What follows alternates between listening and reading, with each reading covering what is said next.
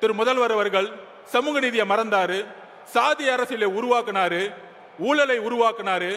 இன்னைக்கு மதுரை மண்ணில் இருக்கக்கூடிய அமைச்சர் மூர்த்தி இருக்கிறாரு, இந்த மாநாட்டிற்கு எத்தனை தடைகளை உருவாக்குனார் தெரியுமா?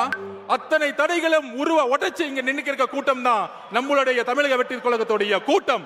இந்த மதுரை மண்ணுடைய பிடி பள்ளிவேல் தியாகராஜன் சொன்னார், இந்த ஆட்சிக்கு வந்தவொடனே மருமகனும் மகனும் மிகப்பெரிய ஊழலை செஞ்சுட்டாங்கப்பா. அப்படி சொன்ன உண்மைக்காக இன்னைக்கு அமைச்சரவையிலிருந்து ஓரம் கட்டப்பட்டாரு. ஆனா இன்னைக்கு யாரு இருக்கா? இந்த மதுரை மண்ணிலிருந்து மூர்த்தி இருக்கிறார். மூர்த்தி என்ன சமூக நீதி காவலரா?